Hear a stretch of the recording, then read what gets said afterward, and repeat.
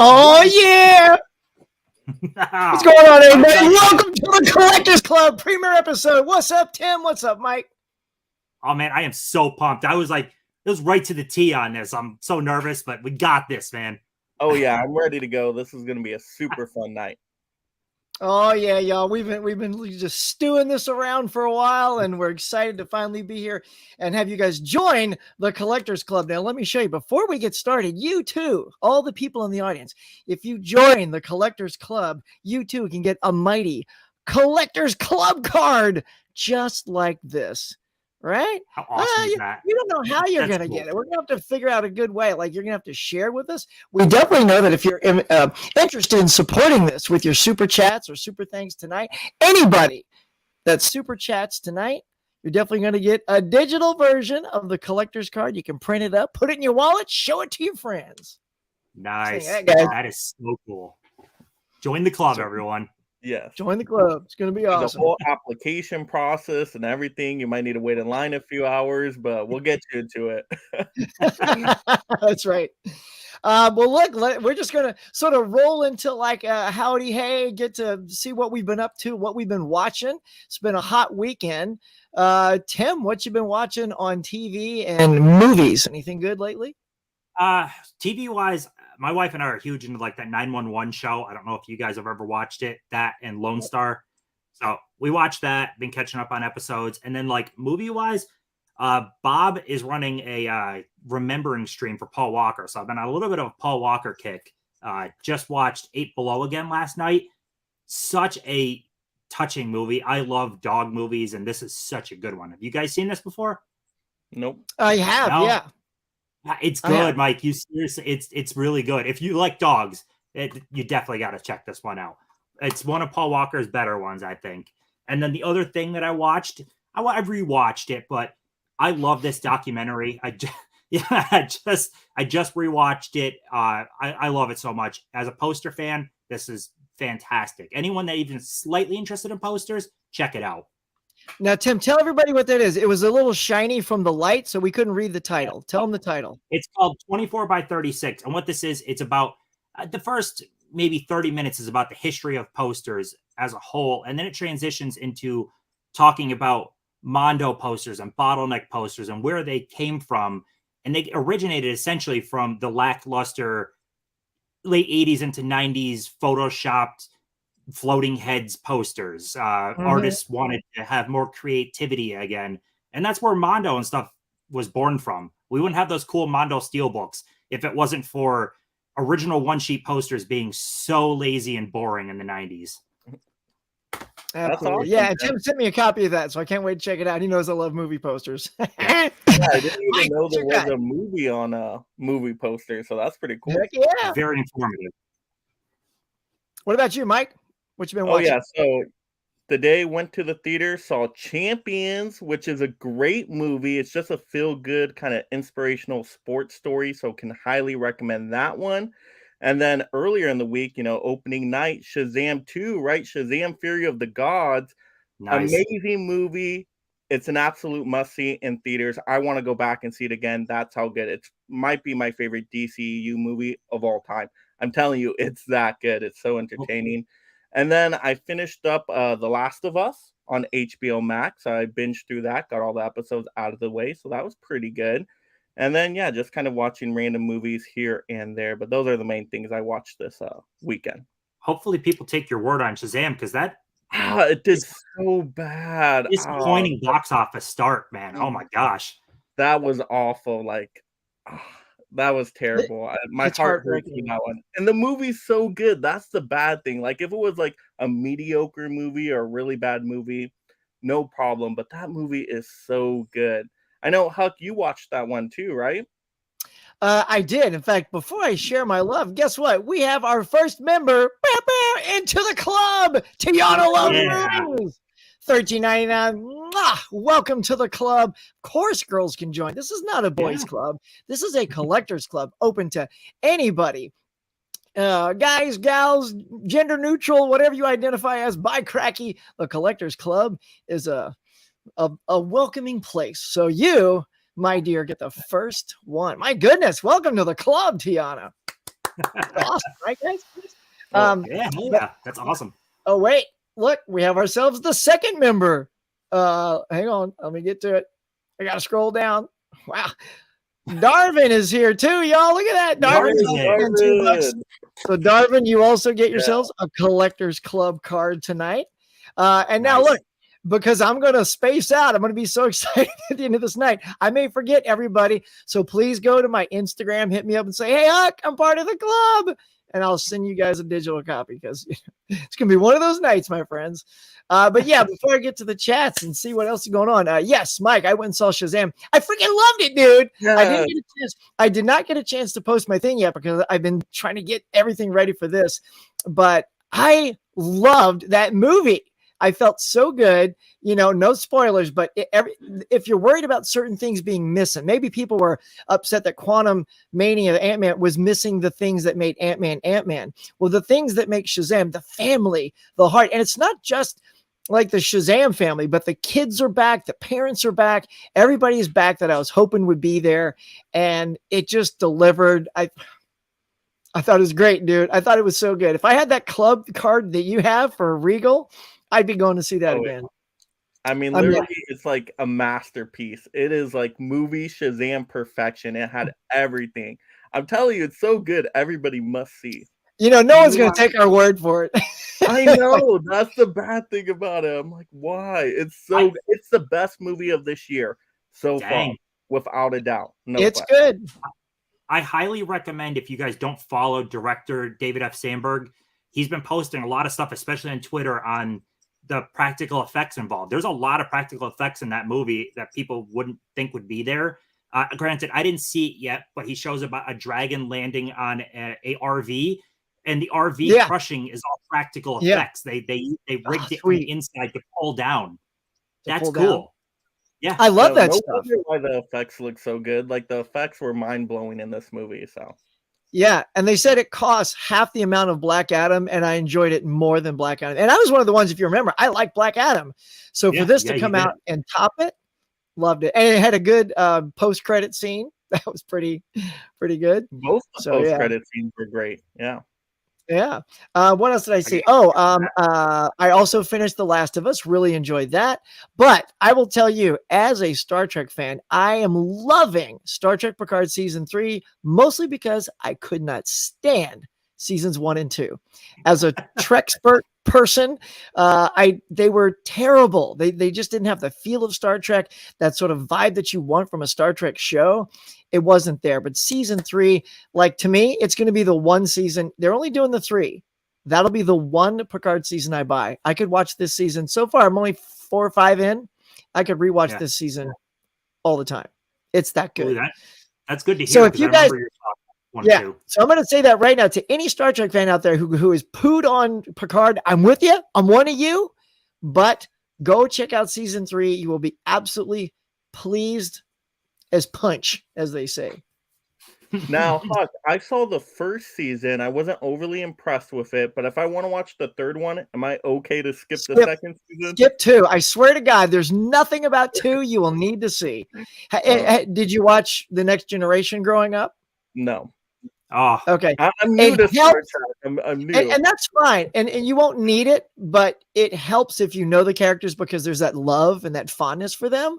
But either way, it's still a way better show with those characters in it. So I saw the movie, so I don't know if that covers me. Oh, that helps. No, that's good. Okay. Yeah, there you go. Well, look, before we dive into all of our goodness, guys, let's see who's with us here tonight on the Collectors Club. We're just going to start diving in here. I may not read everything. I just want to see who's here, but Cody's here. Look at that, Collectors Club. The streets will never be the same. Adrian James, it would not be a stream without you in it. Movie Hunter 2020 says, everyone smash that like button. We already got 25 likes, 47 watching. Please come on with you. Come on. Let's see what you got. Chandler. Hey, Huck, Tim, Mike. What's going on, buddy? Love some Chandler. Great. Dilated Media or Entertainment says, happy Sunday, everyone. Finally able to catch a live stream from the start. Nice. Tell all your friends. Glad to be your Sunday entertainment. That's right. Scaps is here, excited for the new show, as well. And look who's here, crashing the club already. The Collectors Club. What is this? Some kind of middle evolution knockoff? Let's see what God, boys, knockoff. Oh, you wish we were a knockoff. We're our own thing, baby. In fact, when we're done, you're going to be regrouping with your little buddies there to create something close to what we're delivering tonight. Good luck. They're going to be asking to join the club themselves. You know, yeah, it's coming. like There's going to be a cards. super chat from Ken for $2. I'm going to have to make him a card, and we'll be happy to do it. Hey, Tony's here. Tony. What's up, buddy? Holland Oats Holland again. Oats. Not Good a to stream you. without you, buddy. Richard Mejia says, can't wait. Hope I got your name right. Tiana, mwah, thank you again for the first super chat. James, what's up, buddy? Yeah, James. Hello, good people. Happy Sunday. Should be fun. Mel, supporting us. What's Mel. up from the Lost Girls? Hey, whoop, whoop, Collectors Club. And look, Lost Girls can join the club too. We're like I said, all inclusive. You can be part of other clubs too. Look, it don't matter. We're not one of those, hoity-toity clubs that doesn't want people to join. All right. Scap says, I think I have gone from being a collector to a hoarder. Dude, do we know what that feels like? Yeah. Darvin, the Collectors Club. Say, hey, all right, now we're just getting a bunch of haze. We're just going to skip past a couple of those. Oh, thank you, sir. My mic is peaking, eh? Let's take a gander at the mic. There we go. All right, how's that? I've now turned it down to about 55%. Does it still sound good to you guys? You sound good right now. All right. Hopefully that peaking will be a minimum. Thanks for that. See what kind of great audience members we have. They let us know if our mics are crapping out. See, we have the best fans. That's all I'm saying. Like The card. Well, James, if only there was a way to get you a card. Fish is here. Hello Howdy, to all Fish. the collectors. What's up, Fish? All right, Mel. Okay, let's see. We've got a bunch of haze here. Of course, Tiana, thank you again for your lovely support there. Hey, everyone, to the Collectors Club. All right, we're just going to skip over some haze, but look, Mark, he's here. What's up, Tales from the Shelf? What's up, good buddy? Mika, the Double Feature Podcast is here. Walter Joneson is here. All right, we're probably going to just start diving into this here. So many great people here. I love you, all of you guys. Yeah, Mizzy, Sean. I'm just popping on names now, y'all, so we can get to the show. Yeah, look at that. We got the original Fuzz. Guys, it's just chock full of Ben's here. What's up, Ben Buster? So I'm just going to just dive past a bunch of these. Goose86, what's up, my friend? Digging you. Thanks for coming. Oh, my God, guys, there's so many. KB. My good friend KB is here. All right, my goodness. Emmett. So this will probably be one of the few times we dive over here to see who's here, y'all, because we just want to get to our stuff. I love collecting movies. I collect a bunch. This is what we want to hear right here. Let's see. I love collecting movies. Yeah. Hi, Mike. You down there? I collect a bunch of kids movies. Like, we are there yet? And are we done yet? And Fat Albert. Oh, and Good Burger and Shrek and High School Musical and a bunch of Disney stuff. Nice, man. That's good stuff, James. Hey, I'm back. It's all about collect what you love. Whatever you love, collect it, enjoy it. Collect it. And that's what we're going to be talking about tonight. Oh, Caveman's here. Hello, my friend. Always telling everybody to smash that like. Derek, what's up, boy? Ahoy there. Love that. Oh my gosh, guys. All right. Retro Dude 86. Sorry if I've missed anybody. I think we're just going to, Bob is here. Guys, hey to Bob. All right. Going to put a pin in it right there. All right. Let's see. Boom. There we go. All right. Thanks. Oh, what is hang on? Bob says, Tim and Huck firing shots up there. You don't want to start something you'll live to regret. Don't we? Don't we? All right. Look, all I'm saying is we're not going to talk about our haircuts tonight. That's all I'm saying. Okay, let's get to the show. Guys, we're going to talk about the origins of what got us to collect. What do we love about collecting? What got us there? Mike, let's go ahead and start with you, buddy. What got you into this whole thing? Absolutely. So I've been collecting ever since I was a kid, just different items, whether it's toys or just home video entertainment or Yu-Gi-Oh cards. Like literally ever since I was a kid, I loved going to the stores, seeing something cool on the shelf and being like, I want that in my house. I want to be surrounded by something I enjoy. I want to hold something physically. So just having that thrill of the hunt out there for anything I thought was super cool. And then now being able to take that when I'm in my own place and kind of surround myself again with more things I love. To me, it's just, I love being a collector, always been a collector. And I hope to keep on collecting forever. Heck yes. Nice. Tim? So you touched on a lot of what I'm feeling, but so when I didn't have my own money, I wasn't much of a collector. I didn't have my own money. My parents bought me what they could. I didn't have much of a collecting, so I didn't have that mentality very much. Once I got my own job, so around like 16, well, more like 14 with my paper route. I was a paper boy, but once I started getting my own money, man, I was buying movies, and then that led into I love these movies. I want to own other stuff, so buying action figures related to the movies and posters and all different types of cool stuff because I want to hold it. I want to own it. I want to hug my Batmobile. You know, I want to own it. Yep. So Yep. it's there's just something about having something physically like all of this wonderful stuff. It's just a different mentality. I am so far from a minimalist. It is insane. My house is so packed in every room full of just stuff. I love stuff. So if the Joker were here, he would tell you, where does he get those wonderful toys? Right? Because that's what this is about. Yeah, I'm the same way. For me, it started like as a kid. I had the Mego superheroes growing up. That was my toy. That was my things, the action figures, right? And because I was a big superhero fan, Mike, you know, you're a superhero fan.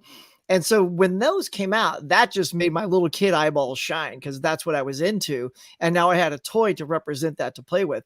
And because I like those so much, I still have many of those original ones. I think it's been mentioned on other places before. It's like, it's different when you rebuy it because it doesn't have that sentimental value. However, there are certain things that I think still can.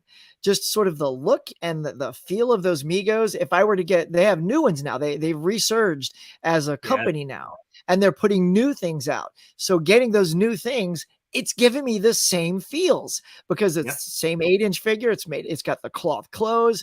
So that sort of thing like brings me joy, right? So that was the first time I got into collecting and holding on to stuff. And then as I started to get money, like you were talking about, Tim, I started to get like movies. I would buy my own movies on VHS and posters. And look, I was legit serious. Like when you're living on like your own, like in an apartment with your best bud, and all you have, and there's no girlfriend around, you have burnable income because you don't have to save it for anything. And I have an original Star Wars Empire poster. I don't say Jedi because that was a little bit cheaper, but I got original stuff, and those cost like $100+ each to get. So they're folded. So they have the folds, man. There's no rolled version of those. And so getting things like that got me into posters. So I went down that rabbit hole, you know? So yeah, and it's all surrounding all these IPs that I love. So it's science fiction, movies, it's, you know, superheroes. So when we see those type of collectibles that tap on our particular niche of collecting, yeah, we get super excited. You know, you get a bunch of Ash collectibles behind you, Tim, you go crazy. Mike, you get the Funkos that hit your feels, you go nuts, especially when there's what do you call it? A chase with the Funkos, a special one. Oh yeah, I remember getting up in the morning, like 3-4 o'clock in the morning to get those chases. Like it was outrageous just waiting in lines for 8 hours for the store to be open because they would only have like one chase. So if you're not the first one there, you're gonna miss out. So yeah, that's the dedication that being a collector gives you. If you're not a collector, you're not gonna wait 8 hours outside of a store for a Funko Pop, but you're diehard, you're a collector. So, you're throwing elbows. Get out of my way. Yeah, now I don't do it anymore. Now I just pay extra and order it online. But it was fun. It was fun. But they were just getting up way too early. Once it got to like 2 o'clock in the morning, you had to get up. I'm like, okay, no more.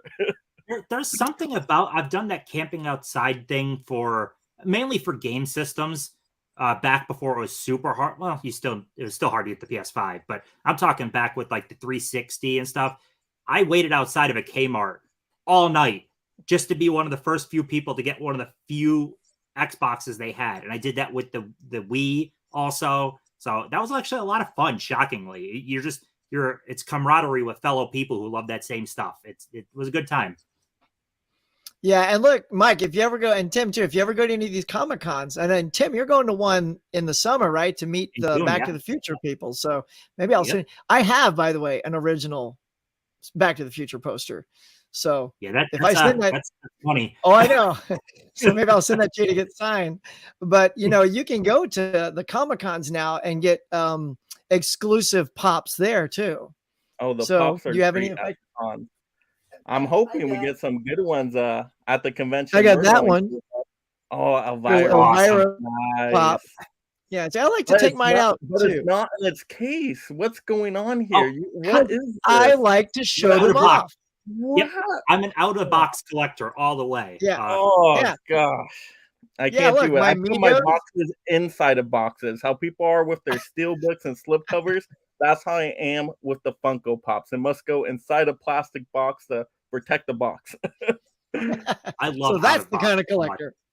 Yeah. Nice. Well, because they can be stacked so easily too with Oh, the yeah. boxes. So yeah. Yeah, like in the corner, I have them still in boxes so I can stack some over there because I don't have any more display space. So yeah, that comes in cool for that. Well, look, we're about to move into a collectible category, but before we do that, guys, I have some surprises for you tonight. Oh yeah, you guys are my friends, my pals, my buds. It doesn't mean I can't surprise you with a little something. I reached out, I did, to a couple of people to tell me what collecting means to them and to share it with you tonight. Our first guest, here he comes.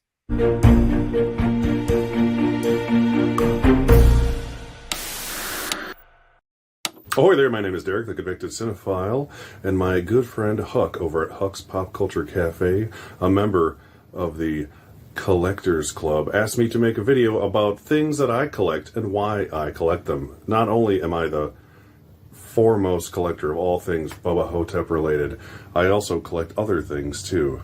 Long before I collected movies, I collected Marvel trading cards. And one of my all-time favorites, the all Jim Lee artwork, 1992 X-Men trading cards. And due to my lifelong love of superheroes, I've collected things since I was 4 or 5 years old. My mother painted these for me, and I've had them ever since. If you've ever followed my channel for a certain period of time, you'll know that I collect beer glasses as well. Collectible limited edition glasses. I have a lot of Simpsons glasses. I love the Simpsons. I have one for Fargo. I have one for Evil Dead / Evil Dead 2, probably my favorite glass. A Silence of the Lambs wine glass. And about 30 more of them that I don't want to move because I don't want to break them. Essentially everything I've collected my entire life stems from my love of movies and or superheroes. The first thing I ever collected as far as a full series of movies, the AFI Top 100 American Films Collection. That was the first goal I ever set as a DVD collector, hence why most of these are still DVDs. I collect Movie Maniacs figures, which they don't make anymore, but I do have most of the entire series. This is one of my favorites, the 18-inch tall Ash figure, including Spirit Halloween merchandise that I collect with my son. He and I have even started collecting some masks together because he likes to, he just likes spooky stuff like me. But it all started with the mask I got from my dad, the original Don Post 1977 Tor Johnson Plan 9 from Outer Space mask. But what do these things mean to me? Why are they special? Well, it's something that my parents shared with me, and I get to now share with my son, and that's why it is very special to me. There you go. That How was about great. that? Definitely surprised me. Welcome to the It's club, great. Derek. That was great. I love seeing, like, we all love the physical movies. We're all part of that community, but it's great to see the other stuff people enjoy collecting. Like, the movies are fun, but I like seeing the other stuff too. Yeah. Exactly. That's why when I reached out, that's what I wanted to see. And by the way, anyone who made a video tonight also gets a free Collectors Club card. But no, that's when I saw those things that Derek had in his video. I knew nothing about those. I didn't know he had those glasses. I didn't know, you know what I mean? So that's what we're loving about this club, y'all, is these kind of things. You know, if you want to make videos and share them with us, you know, by all means, send them in. We'll put them on future shows because we love seeing what other things people love to collect. So, And pretty it doesn't cool. have to be movie related. If you have a Movies. big giant Nike collection and you want Yeah. to show literally whatever you collect. Yeah, or Yeah. Barbies, or you know, what are those things with the squishy, the plushy things? The what are those little, you know, the plushy things that people collect? What are the Beanie Babies? Yeah, if you're a Beanie Baby. Oh, Beanie Babies. Yeah, if you're a Beanie Baby, yeah, we'll take those That's too. the tum-tums. See, there you go. All right, well, we're going to jump into our next section here, y'all. Something that we just call the collectibles. Yeah, very, very simple section. What we're going to do in this section is just pick one collectible that we want to talk about on this particular episode. All right, so we'll start with Tim on this one. Okay, so it's a poster. You get to see me rocking my Cookie Monster here. Look at him, bad boys. Mike, you got pants on, right? Yes, I do. Absolutely. Always wear pants to these things. In honor of 90s theme that I'm going for the top 25 90s, look at this Terminator 2. This is by artist Juan Ramos. And what's really cool, I don't know how well it's going to show up on camera, but they actually threw glitter into it to give the lava a type look. I don't know how else to say it. In person, this thing is absolutely stunning. It's printed on black paper. And for anyone that doesn't understand or know what these are, a screen print is multiple layers of actual paint. This isn't just a printer. This is a physical person would go screen layer by screen layer. And this thing is, I think, like 7 layers high of paint. And it's fantastic. This thing came out so amazing and it shines so well. So that is that's my contribution. That is very cool. That is good. Yeah, Tim, we know you love posters, so yeah, we knew posters was your thing tonight. Mike, what are you rocking for us? All right, so I was in charge of the Funko Pops. I guess I only got to pick one here, so I'm going to go with, let me see, from the pile. What do we got? All right, yes, we got a Martian Manhunter Justice League only at Target. Reason why I picked this one to show off is because I actually went on a movie hunt to Target. They had no movies. Of course, movies are all gone there. But they had a cool Funko Pop. So instead of getting a movie, I got awesome Martian Manhunter. But I really like Martian Manhunter. Very underrated superhero. I mean, his powers are outstanding. He can just totally take on Superman, in my opinion. So yeah, Martian Manhunter. I love the box too. The box is always looking nice for these Funkos. Like I said, I always box my boxes. So that's the shining light right there. But yeah, look at Martian Manhunter in his Justice League classic cartoon outfit. Like, how great is that? That's pretty sweet. Fantastic right there. But yeah, I love collecting Funko Pops. So Martian Manhunter, one of my favorite superheroes of all time. That's cool. That's nice. And see, when you box them, it's sort of like our friend Tony at Basement Blues when he bags his movies, right? Yeah, like I don't get the bagging the movies, but then I think back to my Funko Pops and I'm like, okay, I get it. I absolutely get it. It's the same thing. Like if I'm gonna bag my Funko Pops, I get it. You got to bag the slip covers, the steel books. Got to keep them safe, man. Yeah. Well, the collectible I'm going with tonight, it involves something I brought up earlier, and that's Star Trek. And these are props. I was in charge of props tonight. So I have 3 props dedicated to the original series. And the first one up is going to be the original tricorder. So when you pop this open, see if I can see the buttons here. It's a working thing there. Hang on. There you go. You got to see what I can do. That's so cool. See, so it's got the voice in it. And then when you open this, like that, it's got, if you remember Dr. McCoy, he had this little thing. And of course, when you turn it on, little light comes on there. There you go, right there. So you can like scan people, see if they're dead or something. So I love that. And then when you open the middle, it all looks just like the thing on the show. And the only thing that makes it different from the show is there's actually something on the screen. Because even back in the show, they didn't have the budget to put anything in the screen usually. They did it on City on the Edge of Forever by doing a still frame. They punched a hole in it, sort of like how I did on the TV with Derek, right? I punched a hole in the TV so I could put Derek behind it, and they did it. But generally, this would just be gray, so they wouldn't show it on camera. So this is the tricorder. So I've always loved this thing. Like I knew, like when I got the money, I had to own a tricorder because these are just the coolest. That's awesome. Oh yeah. And then of course, you've got the official phaser. Kirk, Spock, McCoy, everybody carries one of these. And when it's powered up, it's got that. It's got 2 sounds. So that's like the kill. And then, actually, that's the kill. And then the other one is more of a stun. Great. I've already ran the battery dead. So that's that. Hang on. Oh, no, the stun's out. Okay. Well, see, this is called live TV. They don't work for you. But yeah, so the barrel lights up. Get it right there. So anyway, I love getting toy, and these are toy replicas, and they look this good. So to me, if I can get a toy for under $10 that's battery powered and looks just like the thing, that is so much better than paying like $150 for like a master replica, which is also nice. And then to wrap it up, because you got all three, you got to have the communicator. You flip it up, it chirps y'all, does all that good stuff.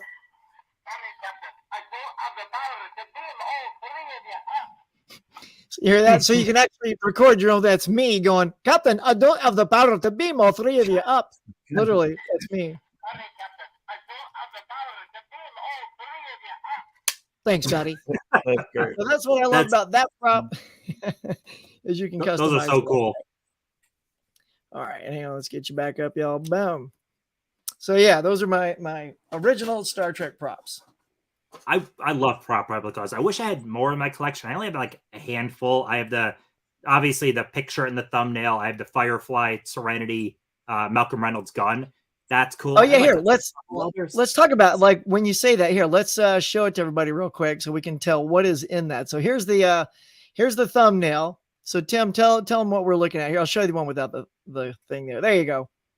So describe the gun. What you got. The gun is that is Nathan Fillion's character in Firefly and then in Serenity. And the book, which people should probably maybe know, but that is the Necronomicon from the Evil Dead franchise, which I actually have sitting next to me too, because I love it. Yeah, Look at that thing. So cool. But yeah, so I don't have a lot of prop replicas, but the ones I have, I love. I love that book, man. I want to get that. And Mike, tell everyone what you're holding there. Oh yeah, so I'm definitely a big Mortal Kombat fan, as you all know. So that's my Ice Sword for Sub-Zero, and then I got my Batman collection, of course, because I'm a big superhero fan. And then I got my Gengar lanyard with a WonderCon pass. So definitely a lot of fun stuff there. Nice. And of course, you recognize the things. There's my phaser that I just showed off, the classic Universal Monster box set, and the thing hanging around my neck is the Lilu Dallas multi-pass from The Fifth Element. So did you get that from? Right. I feel like I have that from a loot crate or one of those types of boxes. I got one of those from. I can't remember which box. That's I nice. Somewhere. I think I just found that on Amazon. You can find anything on Amazon. I was just looking for cool sci-fi props, and then that popped up. And there's also a Corbin Dallas one because they both had one. But I had to go with Lilu Dallas first, because she's like multi-pass. Yeah, multi-pass. Okay, yeah, we're in love. Love that scene. All right, so shall we move on to the next section? Yeah. All right. The next section, y'all, it's super easy. This is just simply our recent pickups, just sort of showing off a little bit, just a small stack of maybe something we picked up, whatever it might be. It could be a collectible, it could be a movie. What have you cool cats snagged recently? So I'll start with, I don't have too many here. I pick up so many freaking movies. It was hard to narrow down some, but so I did recently. This was last week or the week before. I'm excited to check this one out. Gus has highly recommended it to me, and I am a big fan of just the cast in general. Joan Crawford is always amazing, so I'm very excited to check out the 4K. I was going to buy the Blu-ray before this was even announced, and I went to Barnes & Noble, and you did that, and you heard the disc rattling around, so I didn't buy it, but it's good that I held out since I got that. My wife read the book, and I've heard great things about this movie, so I'm going to check this out very soon. Anyone in the comments, if you've seen this, let me know, because like I said, I've heard amazing things on this. And Tom Hanks is always great, even though Derek says I'm a Tom Hanks hater. I don't know. And I will stick up for the core. I don't care what anyone says. It's a stupid, silly, entertaining time. It's not realistic. It's not trying to be. It's absurd, but it's so much fun. It's such a cool cast, and the idea of let's hop in this ship that gets stronger as it goes down, and we're gonna jumpstart the core with a bunch of nukes. It's absurd, but it's a lot of fun. I have a really good time with it. So those are my movie pickups, at least. It's always a good thing when you lead off your description of a movie with "it's stupid." That's your first adjective. Hey, you know what? The Core is a great movie, though. Tim, I'm glad you picked it. I've always enjoyed that movie ever since I was a kid. So it's a fun disaster movie. It doesn't try any sort of realism at all. Like, it's absurd. The whole movie is absolutely absurd. But if you can smile and have a good time, did the movie not achieve what it was going for? Like, not everything has to be high art. Sometimes just dumb entertainment is fun. And I do wish I waited for the 4K of that one because I got the overpriced Shout Select Blu-ray of that. I should have waited for the 4K. That's Hilary Swank, right? That's the one with Hilary Swank in it? Yeah. Yep. Yeah. Nice. Mike, what'd you snag? Oh, go ahead.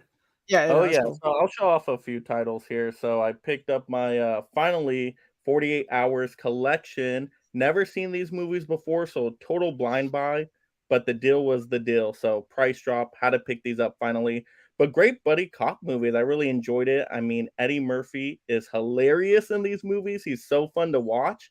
So for buddy cop action movies, I think these are some of the best. So I'm glad I finally checked those out. Agreed. And then, so good. And then, of course, I had to get my Air Force One steelbook. Never seen this movie either. Totally a blind buy. But after watching, Huck's Harrison Ford stream, had to pick up on this title. Awesome action movie. Harrison Ford as the president is absolute casting perfection. It is great. Oh, and Gary Oldman as the villain, one of the best villains of all time. So very fun movie. All right. And then the next movie, one I remember from my childhood, definitely a 90s movie. I should have included on my list. Totally forgot to do that. But I mean, you got an all-star cast with Val Kilmer, Sandra Bullock, Martin Short. It's great. You guys guessed the movie yet? Prince of Egypt, one of the best voice casts of all time. You even got Mariah Carey and Whitney Houston singing in this movie. Amazing visuals, super entertaining, and the 4K is fantastic. It's a major upgrade. If you love this movie, got to pick up the 4K. But and the gold cover with the 25th anniversary sticker, it's amazing. So good. Get off my plane. That's a great line. I literally just finished filming my top 25 video before this. And spoiler, this is in there because how the hell can it not be in there? So I had the tape sitting right next to me. I was like, yes, Mike pulled Air Force One. This movie is so good. Oh my God. Oh, so good. And the steelbook was so clean looking too. I could not resist. It is a good looking steelbook. And it's funny. I was like, I sort of flipped a coin. It was between that and, you've seen my list now, and The Fugitive. Yeah. And I just sort of rolled with The Fugitive only because I love them both the same amount. I have them. I'm both on there. Yeah, that's so good. All right. So I'm going to show you this. I'm going to show you this wacky thing that I picked up here. First, I'm going to show you, this is actually what I picked up today. And I had not picked this up yet, but it was the Silent Night, Deadly Night. I went into Best Buy. They finally had one with a good slip cover. There was two there, and it was always like janky. But look, are these garbage movies? Seriously, like it's nice that I finally got one. But if the movies suck, I don't know. I don't know if I'm hanging on to it. I kept the receipt. I'm not sure. I tried 3. I don't. They weren't my cup of tea. I'll just put it. I tried 3, and I'm like, I don't know. But yeah, I've never seen them. I saw the third one. I couldn't get to the other two. That third one was so no. Sweet. And Mike, I went ahead and did it. Look, here's my thing. I didn't get a chance to post the video. I'll just tell you what I said in the video. I picked it up. I grabbed Rocky 2 because I never was able to go out last week. I picked up the steal on that. And because I was there, they had tons. I grabbed Rocky 3. Nice. So I think the reason I'm going steelbook is because I didn't want to get the collection, because I just knew that was going to end up being a double dip. When these 6 movies come out, I'm going to have to buy it again. I don't want to have to buy it again. So the odds are the steelbooks will come out separate. 5 and 6 should get their own steelbook, which then means I'll have all the movies without having double dip, even though these were slightly higher in price. However, I was very lucky because when I was using my Best Buy card, I said, hey, man, do I have any gift cards? And he goes, yeah, you got a $10 gift card. So really, these were $25 each because it took $10 off the whole thing. Oh, yeah. Good call on that. Or you can say I got those crappy Silent Night movies for free. I don't really like using that as my excuse. Yeah, but I can't wait for the 1 through 6 collection to come out. And I returned my collection. I saw them. I'm good. Returned, and now I'm gonna wait for 1 through 6, especially with all the technical issues they had. And my fourth movie, Rocky 4, it would not play all the way through. It got to one spot and kept freezing up. So I'm like, no, that irritated me. Which cut? The regular one. Yeah. That's But been I know happening the on. Drago cut. I thought the Drago cut was an awful movie. So I'm like, Oh, really? Oh, it was so bad. It's the only Rocky movie I hate. Every other Rocky movie I love, I hate the Drago cut. The Drago cut, Do yeah. you think it's the nostalgia of loving 4? Could be because Rocky 4 is my favorite Rocky movie. It's like my third favorite movie of all time. But everything they took out, I liked, and everything they added, I didn't like. I'm like, I could see why they took it out in the first time around. When I get to 4, though, that's my first time seeing 4. So I'm wondering which one I should start with as a person with no knowledge of what the heck happens through 4. Like, what's the better cut? Well, still probably the original. It's hard to offer that when really the nostalgic version is the theatrical cut. You know, that's almost the one you want to see for nostalgic purpose. Like, this is what came out right after, you know, Rocky 3 with Mr. T. This is what the audience is lit up for. The Drago cut, I feel like the Drago cut is akin to the Donner cut of Superman 2. It's nice to have it, but in the end, I prefer Superman 2, the theatrical cut, because the theatrical cut starts right away with Chris Reeve flying off to Paris to do something super, whereas the Donner cut starts off much slower and less heroic. Oh, yeah. Which I miss. In fact, that alleyway scene isn't even in the Donner cut, and that's one of the most beautiful transformation shots of Chris into Superman ever put on film, and it's gone. You know what? I thought they went to the Paris, right? The Eiffel Tower. That's not in the Donner cut, right? No, because that's not because that was missing. I'm like, right. There was Paris in here. What's wrong with this? Because the reason he goes to Paris is because the bomb is on the elevator that he throws into space, which explodes and sets the villains free. Whereas in this one, it's the explosion from the other that sets, you know. So yeah. So you don't get it. I need an opinion here too, because just talking about Superman with the 4K set coming out, it's advertised as a 5 movie set. It's 4 movies. It's not 5 movies. It's 4. Okay. I was so pissed. I had a whole rant video on it. Yeah, it drives me insane. A different cut of a movie does not constitute another movie. That is not how it works, guys. I'm sorry, but that is not how marketing. You don't advertise it as a new movie. It's not a new movie. I agree. It was just like the Rocky set does not have 5 movies in it. It's got 4 with an alternate cut. It's the exact same thing. That's why I could not do the Superman movie collection, even though it looks like a really nice set. I'm like, this is not 5 movies. Put Superman Returns in there. You know what? If they threw Superman Returns, and even if they threw in Man of Steel, I would have been like, day one purchase. But no. And then they would call it a 7 movie set. Oh God. Of course, but that's fine.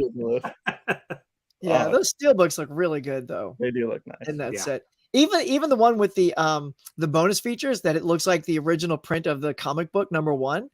Like the fact that they went that route for that steelbook, that's so good. They should have done that with the Rocky set. Give us a nice steelbook case for the Rocky movie. That would have been awesome. Yeah, I don't know why they didn't do something like that. Actually, Rocky is a big enough franchise. Yep. Yeah. All right. Well, I'll tell you what, before we get into the next section, I got another surprise for you guys. All right. Now, I'm just going to say now, before I get to the third guest, everybody's going to have to get ready because somebody was nice enough to share something with us. Could be, I don't know, maybe a code or something, but you're only going to get a shot at it when it's up. So I'm going to give you guys enough time to mentally prepare, and I will save that one for later. But next up, let's all welcome this excellent guest.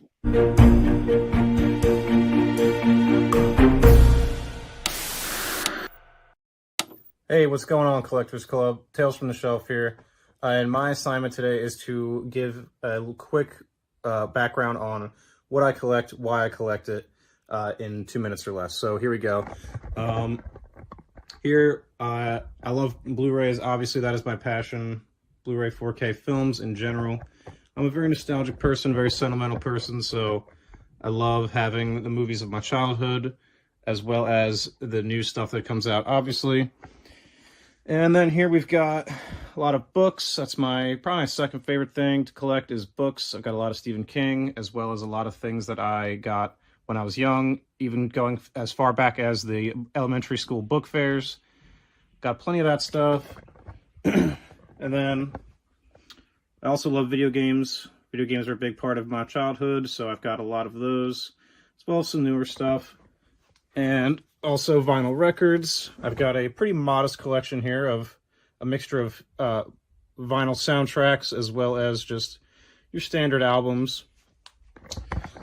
So yeah, those are some of the things I love to collect and why I love to collect them. Yeah, enjoy the stream. There Awesome. you go. That was So awesome. I think I saw some Uncharted games in there, which I was pretty happy about. I have to call out though for Mark.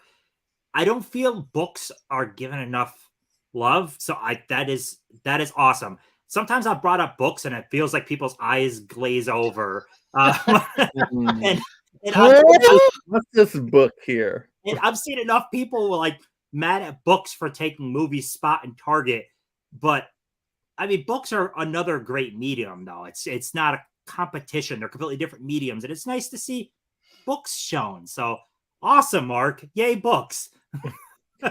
Right, Mike, what'd you think of that? What do you think of our guests so far? Oh, absolutely amazing. I love seeing the video games because that reminded me I collected a ton of video games. Before I was into movies, I was into all sorts of video games. So that was great to see. But a lot of variety there too, which was excellent. So yeah, and then just Tim's thoughts on the books there just made me chuckle a little bit. But books are great if you like long form media, if you like to really get into a story and stretch it out over, weeks and months. Absolutely, books are the way to go. To me, I'm always on a crunch time, so I'm always like, movie, 2 hours, I'm in and out. I'll also even say the movie related coffee table type books.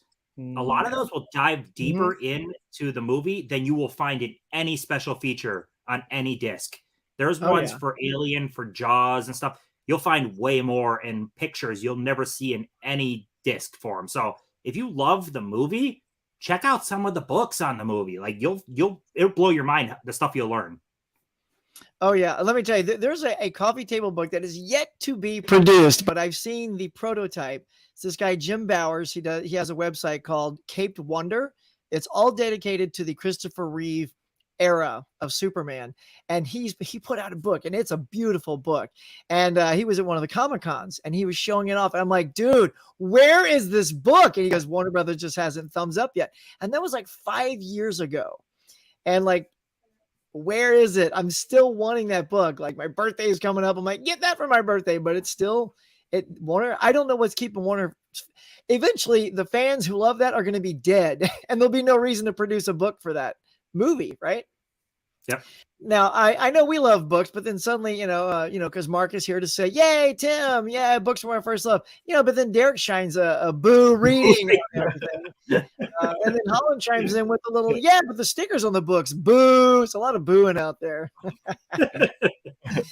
So we got a hilarious audience. Like, I love everybody chatting it up over here too. I'll tell you, look, what's going to be super fun is after this, I want to rewatch this and just watch everybody's comments because you guys are really lighting it up over there, having great conversations as well. It's super fun. We have the best audience, y'all. All right, so let's see. Next up is a segment we call the Cinematic Attic. And what that is our chance for each of us to pick one movie that we feel maybe doesn't get talked about enough, and we want to shine a little light on it. So I tell you what, I'll go ahead and take the first one on this. Let's see, I'm going to go this route too. Yeah, I think I'm going to go ahead and pick this here. I'm going to choose Ed Wood, y'all. I'm a huge fan of Tim Burton, and Ed Wood, it's one of those, it's not the usual, it's not Batman, it's not Mars Attacks, it's not Edward Scissorhands, right? Like those super fantasy type things.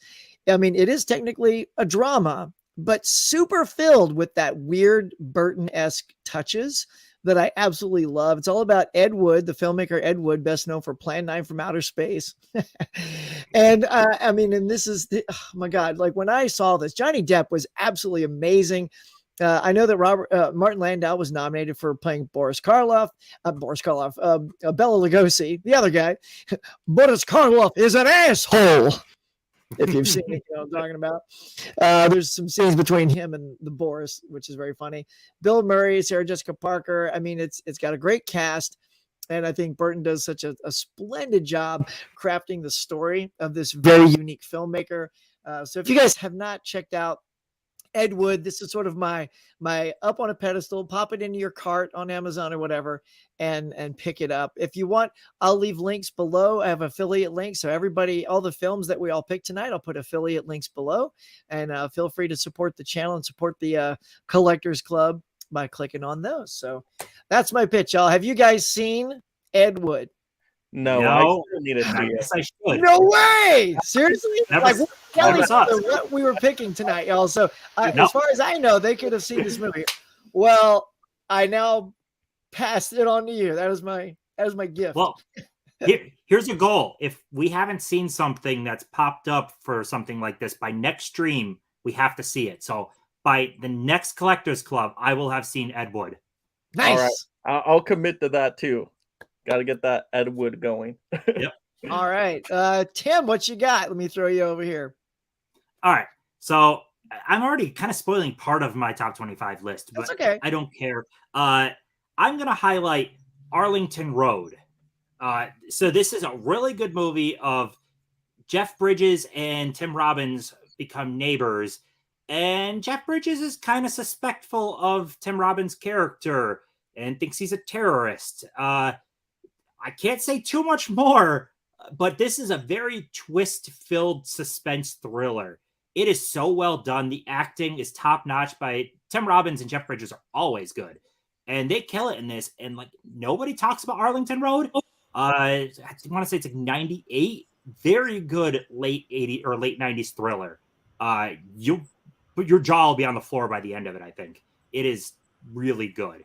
So, yeah, Arlington Road. Have you guys seen it? No. There we go. All right. And now Darwin was letting me know, I think I was still getting peaking. I changed my mic. Do I still sound okay? Because now I'm just using Yeah, you the sound good onboard right mic. All right. So hopefully that'll work better. Don't want it peaking for the audience out there. All right, Mike. All right, so I think most people have seen this one, but if you haven't, you definitely have to see it. I mean, one of the best martial arts fantasy tournament movies of all time. You know what I'm talking about. That Mortal Kombat 95 action. I brought this one up because even if people seen it, nobody talks about it anymore. I rarely hear this one get brought up in conversation now. And this movie is an absolute must. It's super entertaining. You should be watching this at least once a year. That's how good this movie is. All the costumes are fantastic. They get the characters correct in the game, and they actually do a Mortal Kombat tournament. Imagine that in a Mortal Kombat movie. I know it's mind-blowing. You get all the cool powers, and it's super entertaining. It has well-placed humor. This movie is perfect from start to finish. It's so good. More people should go see this one again. Absolutely. I'm sure you guys all seen Mortal Kombat, right? I have. Oh, seen yeah. it. Yep. Oh, okay. Good. Dude, I am so with you on the 90s Mortal Kombat. I was so bored with the new Mortal Kombat. Oh, like, God. I mean, I'm telling you, we started on Cole Turner. the lead Oh, character my was God. a snooze fest, no charisma at all. There was no tournament. No, I mean, it was awful. That Like- movie got nothing right, except maybe Kano was fine. Everything else, awful. He's Just terrible. Yeah, he was the only good thing about that movie, but even that's not good enough for me to buy the movie. I don't even care. Yeah. Like even Reptile in that movie, I'm like, wait, is this Reptile? I think it's a giant lizard, but he's not like a ninja reptile. Like, what's going on? Such weird choices. Oh gosh. I'm not even super excited for the sequel. I'll watch it, but very hesitant now. I didn't personally hate the new one. I also have Mortal Kombat wasn't my thing. I'm terrible at fighting games, like awful at them. So maybe because I don't carry like any type of nostalgia for it. But yeah, I don't know. I didn't like it, but I didn't hate it. I need to rewatch the 90s. I haven't seen it since the 90s, probably. Oh, you gotta watch it. It's so good. Oh Yeah, it's funny. I think I'm the in between as well. See, I played it once in a while in an arcade, but not enough to know the story or the characters. I just love the '90s movie, and so comparing the '90s movie to the new one, it's like it's not a competition. Like the '90s gets the humor right, gets the characters right, the costumes are cool, the fights are excellent. You know, yeah. The new one, I don't know, didn't hit. Yeah. And I've played most of the games, and the game stories are great. For fighting games, there's no other franchise that's better. I mean, you compare it to like Tekken and Street Fighter. For fighting games, Mortal Kombat has the best story and lore by far. And that's all you have to do with the movies. Follow the game's story in sequential order. You have great story and characters. You don't need to do anything else. And what's funny is the fighting games I did play, I played like Primal Rage and Clay Fighter. Games that didn't go very far, not very much of a franchise, but that's the stuff I played. And I sucked at them. I was terrible. I just played like Pong. There you go. Can't wait for that movie. Pong, the movie. No. Hey, they'll right. probably make a movie of that, actually. They're making I'm a sure. Tetris movie, so they're making a Tetris movie. You know they're going to make a Pong movie at That some looks point. good, though. That Tetris It looks does. legitimately good. It does. In fact, I saw a trailer, speaking of just things that get movies made after them. They had a trailer for the Nike movie with Ben Affleck and Matt Damon in front of Shazam. That looks really good. Ben Affleck's directing. Matt Damon comes up with Air Jordan. That looks awesome. Matt Damon. All right. Before we go to our next segment, I have another collector to join us here. All right, all you hot little greedy code lovers, get ready because it's only going to be up for the duration of the video at the end when our good friend shares it with you. And here he is right now. Hold on. No. Here he is. Right.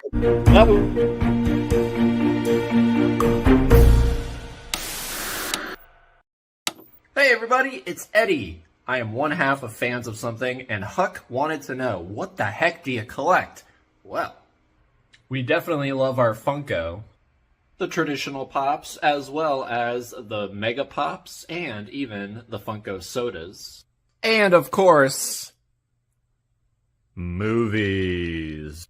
So thanks for having us on, Huck, and as a special thank you, here's a digital code for the whale.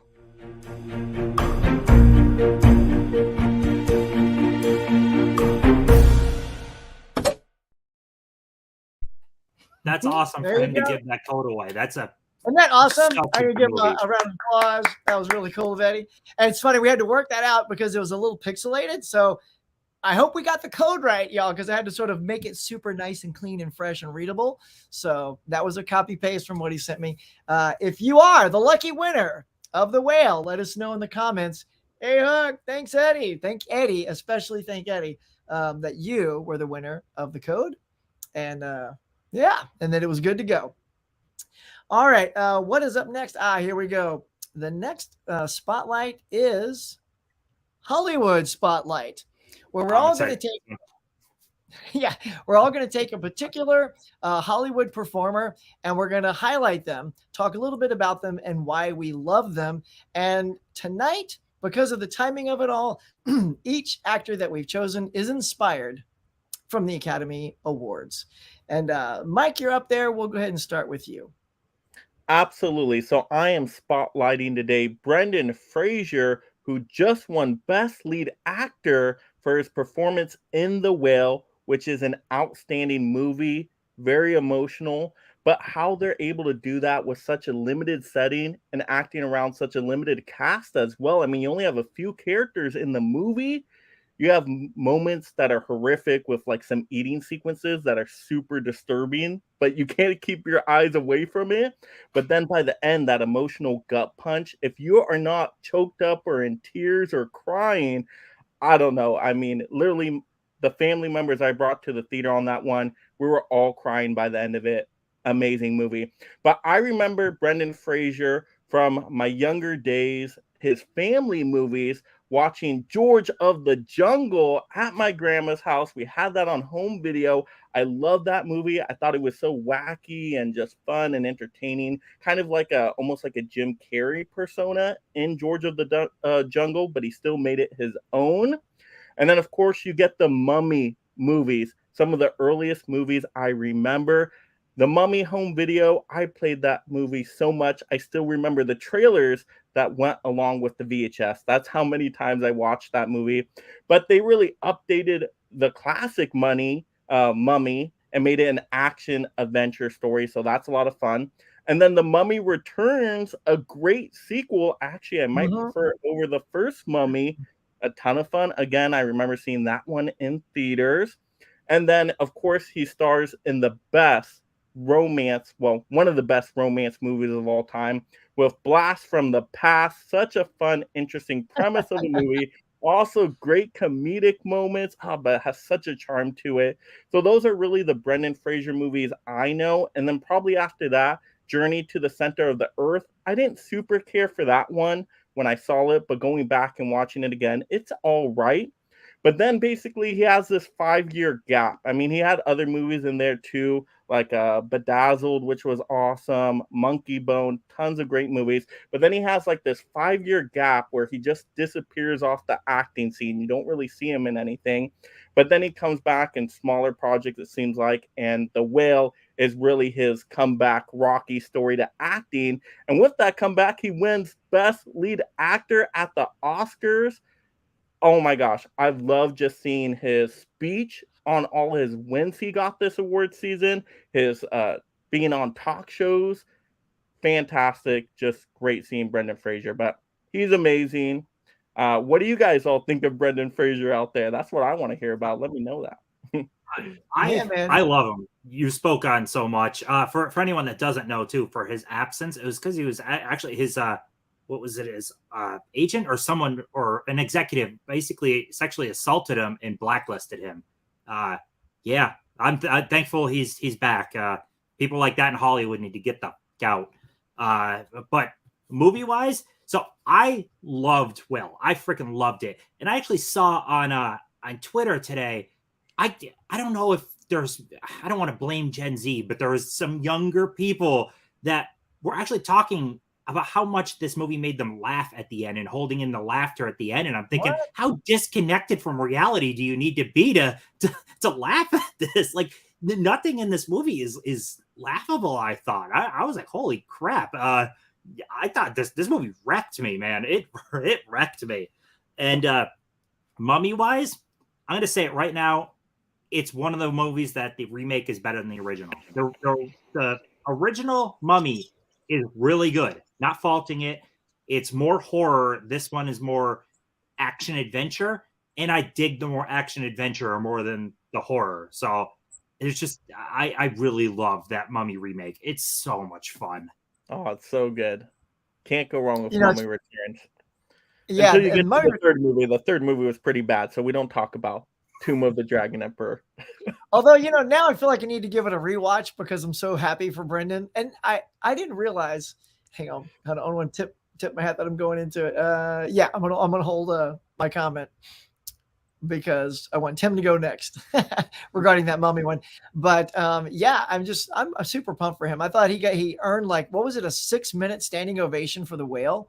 And it just brought him to tears. I mean, what a comeback. I mean, that's just your peers just embracing you and welcoming you back. So that was awesome. All right, Tim, what you got, buddy? Who is your spotlight? So, I am going with none other than Jamie Lee Curtis. Who wasn't happy Jamie Lee won? Regardless of what anyone says about her performance, the fact that she won is just, who doesn't love Jamie Lee?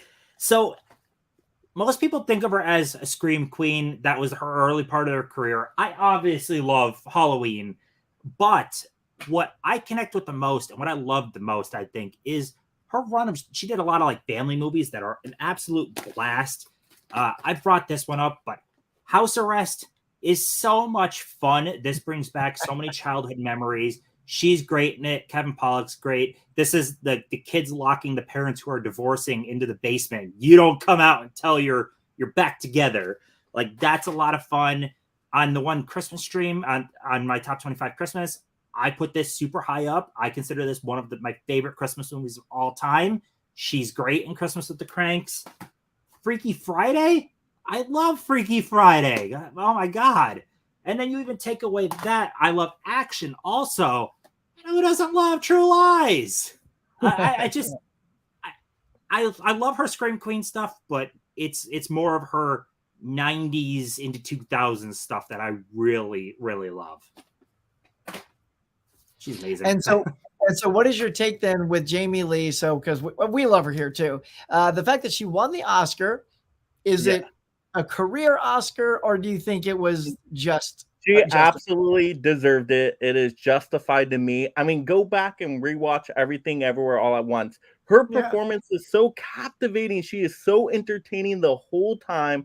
I don't know how people can say, "Oh, that wasn't a great." Well, that performance was amazing. I actually personally do think of it more as a career recognition than the performance. The performance is good. I put her like third in that category. I thought Carrie and Stephanie were in another league, but I'm not any way mad that Jamie Lee won. Like I said, I think of it more as a career one. Like a lot of people, when Leo won for Revenant, a lot of people wouldn't pick Revenant as his most well-acted movie of all of his movies, but it was kind of like, okay, it's time to award Leo. That type of stuff happens often, and I kind of feel like that's what it was for Jamie Lee. So I'm not mad about it. Like I said, I think Carrie and Stephanie were better, but it happened, and I love Jamie Lee anyways. Is it kind of like Paul Newman getting it for Color of Money instead of The Verdict or Cool Hand Luke or any of those other? Yeah, I do think it's Jamie Lee Curtis's best performance. It's not my favorite movie with her in it. Like, I love Halloween, of course, but I mean, compared to her acting in Halloween to Everything Everywhere All at Once, I still think it's her best performance. It could be her best performance. I'm just saying I think Stephanie and Carrie were better, particularly. Like Stephanie, especially in Everything Everywhere All at Once, she is the core heartbeat that keeps that story going. Like, her story matters so much, and she is so good. She's funny. It's heartbreaking. I mean, I loved her performance. So I hope she does something else to get recognized in the future. How many chances did Jamie Lee have? Honestly, this is her first one she's actually acted in that would get Oscar recognition. So hopefully Stephanie has a long career where she gets something. Hopefully. Yeah, and I felt like Jamie Lee Curtis did have some emotional scenes in the movie, like with all the romance and the hot dog fingers.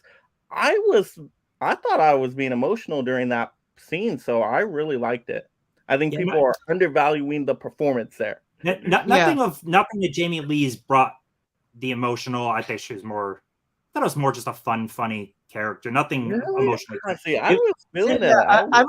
I'm gonna piggyback off Mike and say the scene when the heartbreaking moment is when the Michelle's character kept ignoring her and shunning her and just breaking her heart. And she's like, why are you pushing me away?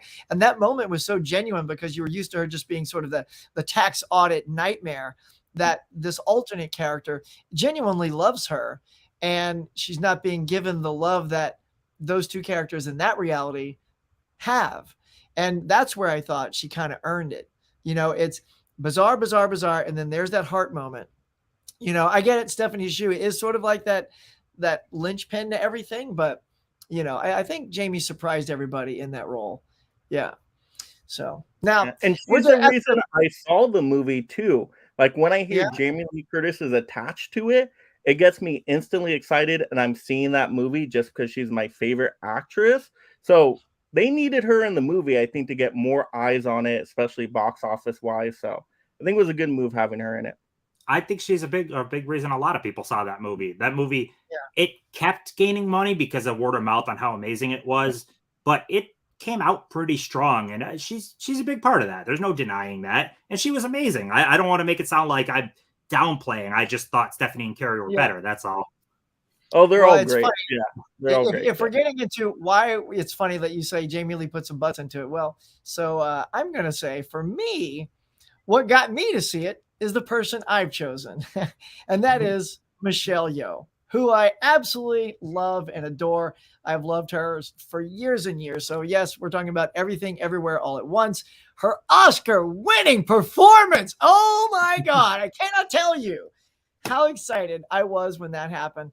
back in the 90s when she came out with like Super Cop and Super Cop 2 on VHS. I mean, I was watching all this Jackie Chan stuff with her and Jackie and all these other, Hong Kong Kung Fu stars before they became mainstream cinema here in America. And I remember the thing that got me, all excited was Jackie Chan getting Rumble in the Bronx released into theaters, in the 90s. And that got people, oh, this is who that Jackie Chan guy is. I'm like, yeah, I know all about this guy.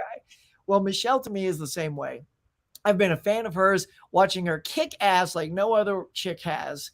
And to see her in here, and I've said it to other people before, some people can get nominated for being able to act, sing, and dance. Now, rarely can someone be nominated to act, kick ass, and be funny, and dance, and probably anything else that she can do. I know she can sing. I've heard her sing. So here's her chance to use all of her skills. And they're blended into this movie like just a well-oiled machine. And she came out shining on top. I was very worried for her because she was losing a lot of other awards after the Golden Globes, where both her and Cate Blanchett won the dramatic and the comedy award. She was losing all the other awards until the SAG award came around. And then she nailed it. She got it. I'm like, and I mean, you should have seen me. I was like watching it in bed at night. My wife was already falling asleep. And when she won, I was like, oh, like really loud. And she snapped awake like Kung Fu, like, oh, what's up? I'm like, Michelle Yeoh just won the SAG award. She's like, oh, back to sleep. But that also gave me hope that somebody finally, the only woman of color to win Best Actress was Halle Berry nearly 20 years ago. 20 years ago. I'm like, come on, SAG, if you want to make a statement, let's go. And so I still wasn't convinced it was going to happen. But oh my God, when it did, it was just like when she says the words, oh, the little boys and little girls who look like me. Yes, who look like her. It's like her little buddy, Kiyu Kwan from the movie. He's saying, miracles do happen. Dreams can happen. And both of them were saying dreams do happen. And so I love that she won. And then look, she also ends up being in my favorite Pierce Brosnan Bond movie, which is Tomorrow Never Dies. Right? Come on, guys. Yeah. Like first Bond girl to hold her own and whoop ass. And I love that Bond's doing his thing and he looks over and there's Michelle Yeoh rappelling down the thing, like, and just looks at him like, I'm already 2 steps ahead of you. I'm like, oh, yes. And when they're trying to tag team and she's on the bike, she's trying to be in charge. That scene is amazing. It's so well done. It's so good. So well done. Of course, Crouching Tiger, Hidden Dragon. I mean, that had people saying, why wasn't she, nominated for that? She was absolutely phenomenal in that, just showing, what she can do better than anybody. Let's see if there's anything else I want to point out. Of course, here's what I was holding off on to say. I didn't realize it because I remember Jet Li being in it, but she's apparently in The Mummy, Tomb of the Dragon Emperor. Does anybody remember Michelle Yeoh in that? It's I've forgotten the movie. I know. I try to forget that movie. Yeah, sort of, but yeah, it's forgettable. And it just says. But anyway, so now I feel like they need to rewatch it, knowing she's in it. I can't believe it was so bad. I just sort of blocked out the fact. I don't think it will help. Right. I mean, it somehow made Jet Li kind of too. It's not that. Yeah. Good. Yeah. Exactly. And then I'll say too, the 2 movies actually I saw when I was coming back home from Cancun last summer. The first one was Everything Everywhere All at Once. I'm watching it on the plane and I'm literally like laughing out loud and people are turning around in their chairs looking at me like I'm weird. I'm like, okay, I know I'm seeing this on a plane, but I cannot wait to get that on physical media and watch it on the big TV. And I played it for the family because my wife and daughter hadn't seen it. And yes, believe it or not, I played it for my daughter. If we all know about the things that make you go crazy, plugs, if you know what I'm talking about and where they go. I mean, she was laughing her face off at those scenes. And when it was over, she goes, that's probably the best movie I've ever seen. And for your daughter to say that, I'm like, are you joking with me right now? Because she knows, she goes, no, that was really good. I was like, so super excited about that. And the last thing I want to point out is Michelle Yeoh came out swinging in Star Trek Discovery. When that show got sort of revamped and recharged for television on Paramount Plus, she was the captain of the ship, and Philippa Georgiou was their captain. And she was great. Like, I really wish the whole show centered around her as the captain because she was amazing. She's somebody you feel like is a captain. Everyone is so emotionally compromised in that cast. Everyone is just like, like no one of that emotional instability would be in charge of a starship. No one, right? But Michelle Yeoh was, and she was so great. I'm like, oh my God, you guys miscast this. It should have been a show about Michelle freaking Yeoh. She'd have been next to Captain Kirk, the best captain Star Trek has ever had. But they blew it. They only wanted her for like 3 episodes, and then it's, no slamming on anybody that loves the new Trek and loves the new, Michael Burnham and all that. But Michelle Yeoh was hands down what made that show super good. So that is my praise. We love you all, to Brendan Fraser, Jamie Lee Curtis, and Michelle Yeoh. Oh, and they all had great speeches, by the way. Like, all of them were unique and different, but so good. Like Jamie Lee Curtis, we have all won Oscars now because we have supported the genre film, so we're all winners. So we're all feeling good right now. Yeah, that is they true, were right? all great. All right. That was good, y'all. So I'm all fired up. So everybody in the comments, this is going to be great for us to go back and watch. Let us know what you think of the 3 actors we've talked about. What are some of your favorite movies regarding these actors? Maybe you have a specific actor that you love that you want to just say, oh, I love, I'm gonna spotlight this actor because I love this person. Who knows? Maybe it'll influence one of our future picks. So feel free to go for it. All right. Now, before we're getting close to the end, y'all, but before we get there, yes, you guessed it, I have something else to share with you guys. Are you ready for our final? Yeah, I'm loving this. Now, I am super happy. I saved him for last. He made me super excited. He was one of the first to get something into me. And so this person, you guys are going to love it. You know him, you love him. You click the right one this time. Here he is, our final guest collector of tonight.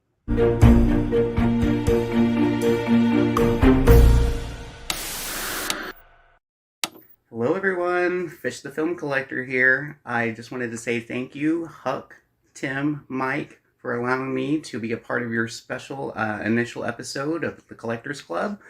Huck asked me to do a video, of course, showing off what I like to collect. Movies is number 1, but I also do like to collect a few other things, and I'm going to show some of those things off right now. Well guys, I love collecting movie posters as well. I know Tim has got this on lockdown.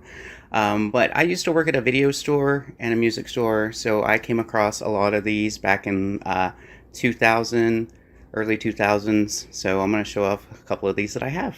Shakespeare in Love, 13 Ghosts, Not Another Teen Movie, the very underrated In the Bedroom, Black Hawk Down, The Royal Tannenbaums, and the newest addition to the collection. My boss just gave me this tonight, Scream 6.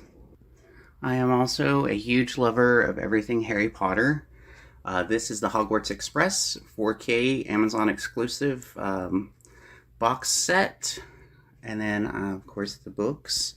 And then I also have a Harry Potter 31 disc Blu-ray set.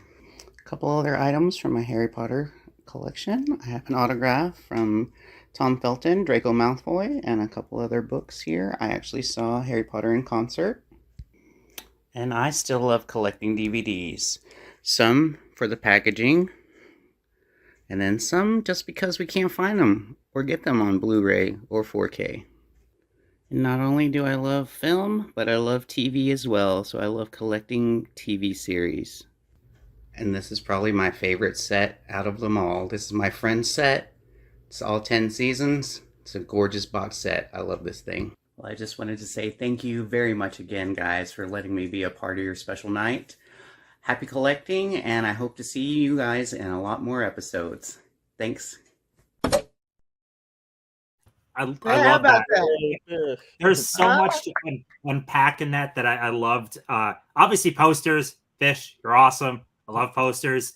For Harry Potter, I don't know if you know, Fish, there's illustrated versions of the books. They're up to like the 4th or 5th book. They're really well done. They're so nice. I highly recommend looking into them. And I love your TV show love, too. I love that. I love seeing these. More of these for next time. Yeah. Yeah. That was a great variety of posters, too. I'm like, Not Another Teen Movie, awesome comedy. So great. Yeah, when that came in, I was just super pumped to see all the unique and different things. And that's what I love about this whole collecting community. We all have something that none of us are even aware of yet, unless we do a video that literally says, I'm going to show you everything I collect. But I think we do it in stages. Like maybe I'm just going to show you this today. Tim, I know you got a lot of figurines and you probably show off certain ones at a certain time, right?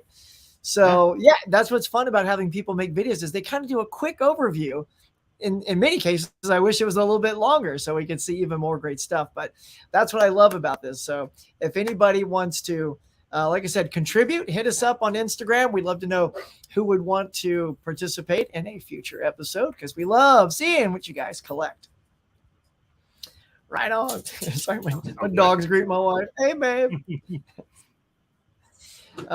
So yeah, what'd you think of our 4 guests this evening, y'all? Oh, those were great choices, Huck. I mean, just to see all their collections and how different the collections were, Right. I love that. And I was surprised by that. Huck, I didn't know you were throwing those at us tonight, but I'm like, this was amazing. Yes. And then the production, too, with going into the TV, that was super cool. Like, it's like going and like peering into like their collecting space. It was awesome. Yeah, like I said, I love. Thank We're you. all so focused on these things, but I love to see the other stuff. I wish more people in like haul videos and stuff too show the other stuff. If you get cool figures and pops or posters, show that stuff too. You Or don't gotta books. show just yeah, or books. Yeah, just show that Story stuff. time. Well, not everyone might appreciate it. It will hit certain people, so show that Oh, stuff. absolutely. People like to see it. So yeah, it's just please show more different stuff. Well, all I'm saying is coming probably like, I don't know when I'm going to get it in May, but I've got a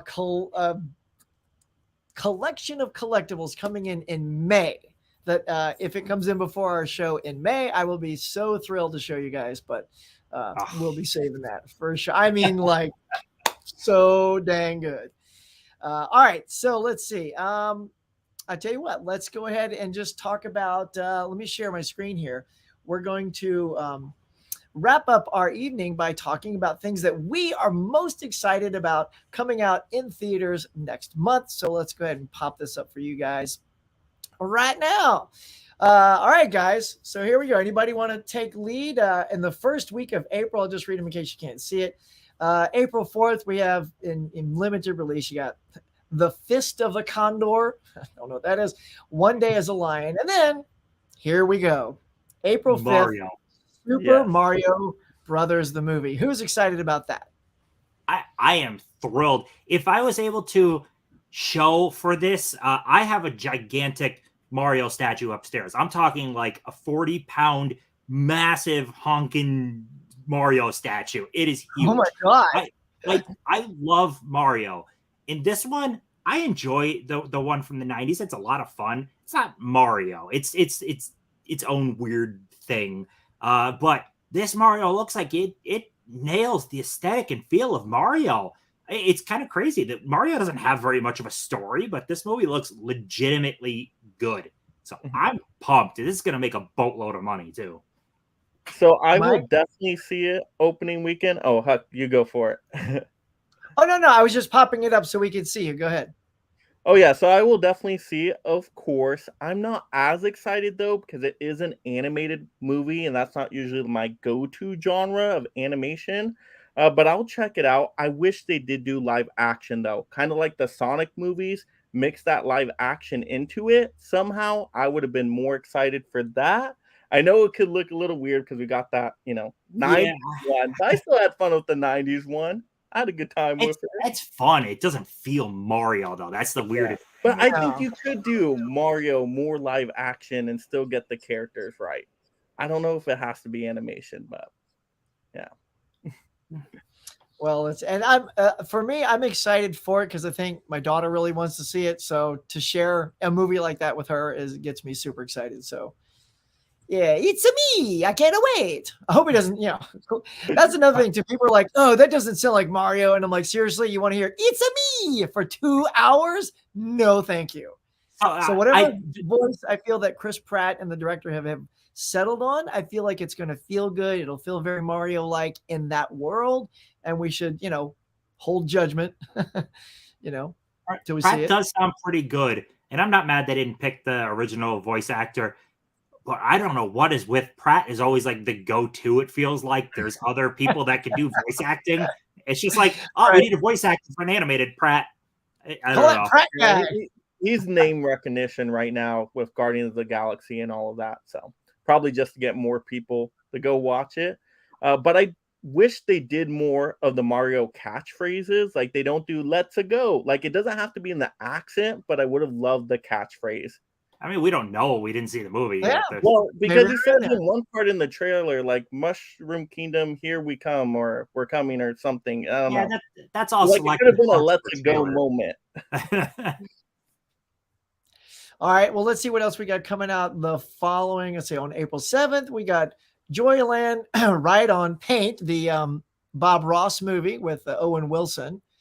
That could be funny. I don't know if I need to run out to the cinema for that one. Showing Up with Michelle Williams and Imagining the Indian.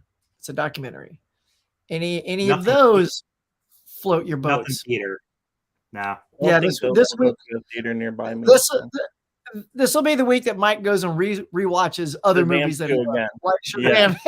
Mm-hmm. There you go. Yep.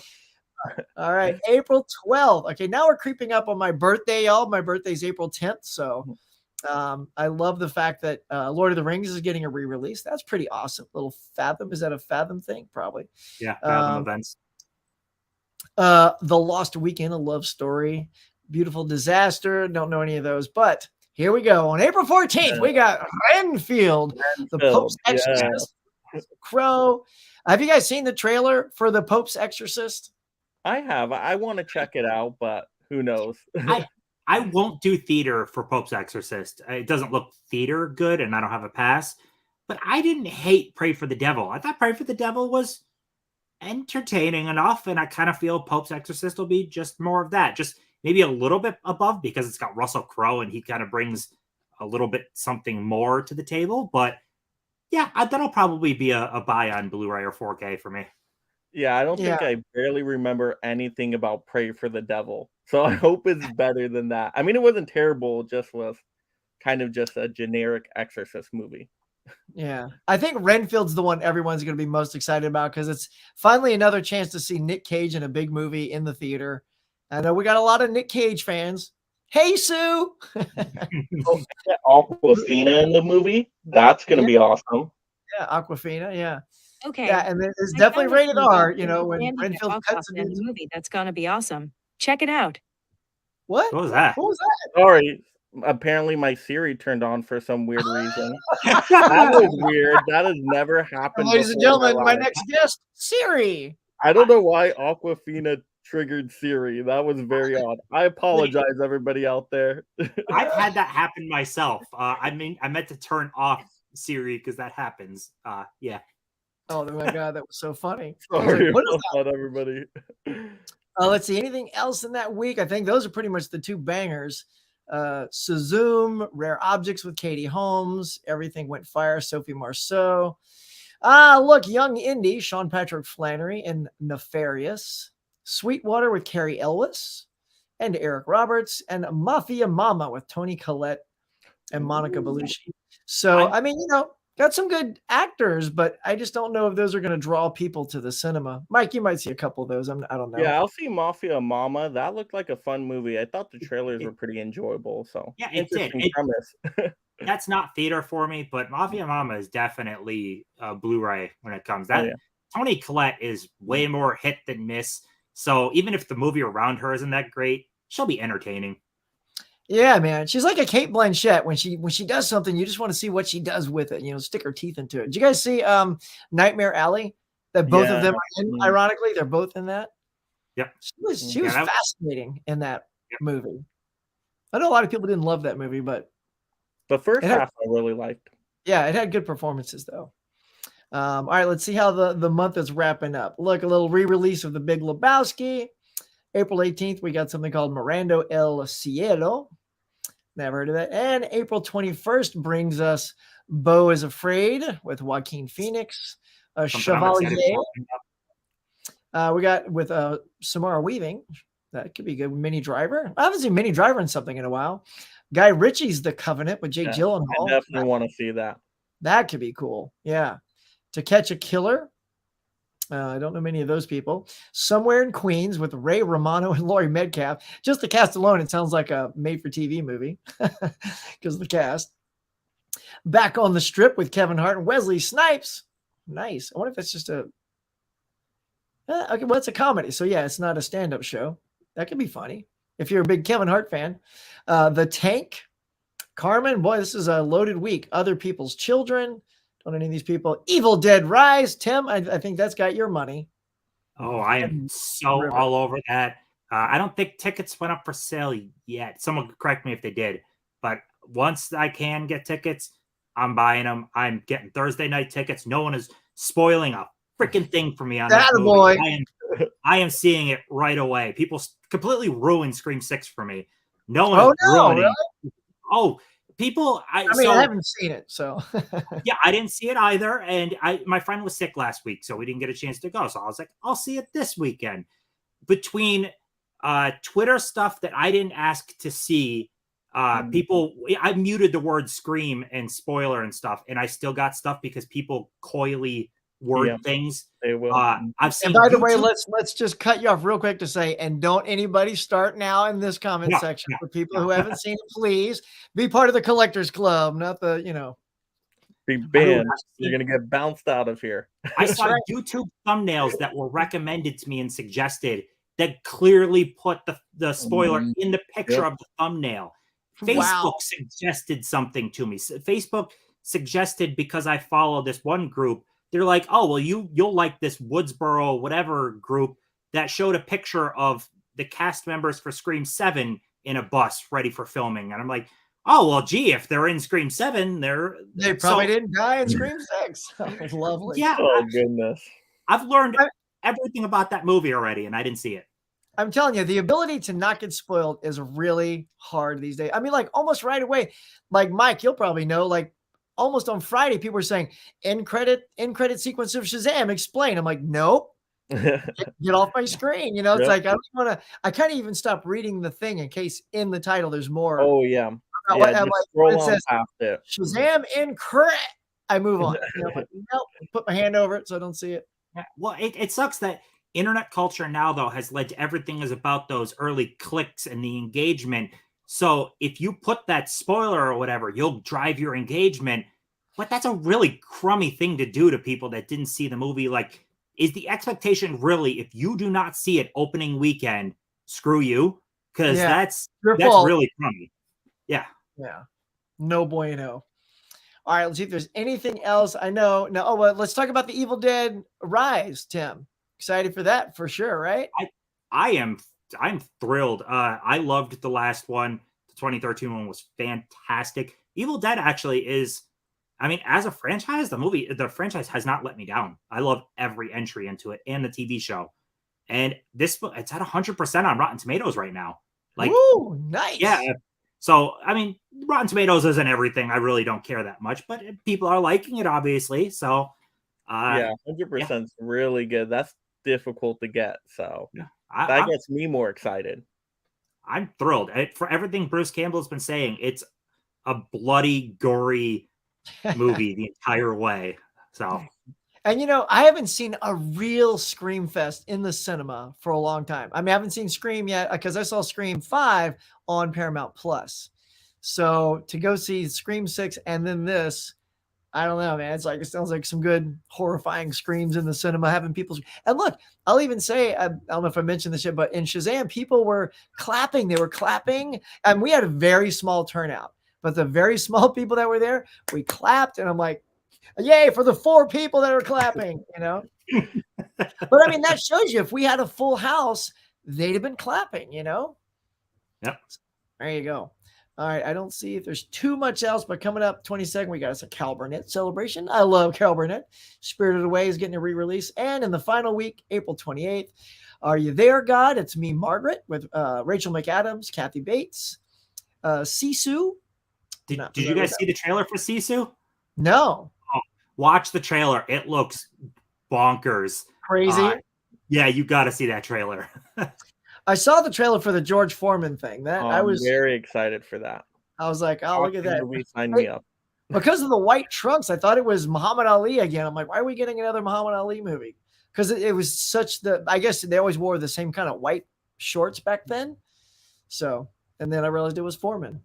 Polite Society, RMN, and finally a little re-release of Flashdance at the very end of the month. So that's what's coming out, y'all. We just want to let our audience know what's coming out. Get your movie cards ready, get your bucks ready, get yourself into the theater and check out some of these. So of all of these coming out in April, what's everyone's most anticipated? Evil Dead. Of course, right. I almost want to lean towards Evil Dead, but I think I'll go Renfield. Nicolas Cage reminds me of Vampire's Kiss. You can't go wrong with it. It looks hilarious. So I'm ready for that. Yeah, I think I'm most interested in Renfield because I'm wondering if it's good. But for scares, I can't wait for Evil Dead. That's the one, like, I got to be ready to go, get in there and just prepare to be freaked out. I've heard already people have been not throwing up, but like really wincing pretty hard at Evil Dead. Really? Apparently there's some gruesome stuff. Even there's like a cheese grater that they hinted at it in the trailer. Oh God! Oh, I'm already gonna start. I'm already imagining cheese grater horror because Terrifier 2 was getting me, so I don't know if it's gonna be on that level, but and that's super graphic, right? I haven't seen the Terrifier movie, so there's just like, gosh, I was like, about to lose. Is that one of the guts type movies? It's gross. It is gross. Like it takes it to a whole nother level, especially like the bedroom scene everybody talks about, because it goes past like horror into more like torture horror, and that's what really gets me. Like the scene's very long. We'll say that. Yeah. Yeah, it's very graphic. Nice. Well, let's see. I think we're just gonna thank our audience tonight. I know you guys are chock full. You're still with us. Let's see how we did tonight. We have 47 people watching. We have 55 likes tonight, guys. That is pretty amazing. Thanks everybody who came to check out the show. What we're most excited for is to hear from you guys and what you loved about the show. Of all the segments, we'll tell you once again, obviously we won't repeat our origins because that was special for tonight.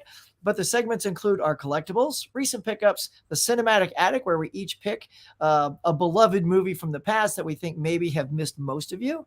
And of course, the Hollywood spotlight and what we're looking forward to in the next month. So that's what we're pushing for on all of our future shows. So if you dug this format, give us a shout out. Let us know your favorite ones. If one of them clicked with you and you want to share with us your collectibles or this and that, or you want to make a video to send in for the next show, hit us up over on Instagram, any three of us. I have all three of our YouTube things in the description below. You can go there. Everyone's got their links on their YouTube pages. Go check us out. So guys, this is the floor is yours. Let everybody know what you're about, what you thought of the show, or just anything you want to say tonight. If you don't want to pitch your channel, just say something about the show tonight. Tim, go ahead. I had a blast tonight, man. This was so much fun. I love just chatting with you guys and especially diving into the other stuff. Like I said, not everything is about the discs. I like the other stuff too. So this has been so much fun. I love streaming with you guys. Can't wait for the next one. We're thinking one a month, so you'll see us again in April.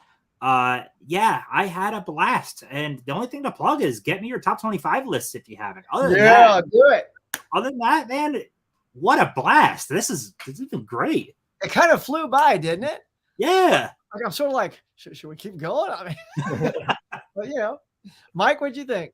Oh yeah, this was a super fun show again. So thank you, Huck, for putting this on. Now you have set the bar so high for me and Tim, though, with all this production. So you're gonna have to teach us a little bit here, or at least me for sure. But yeah, super fun show. I love the surprises with all the collectors. I was not expecting that.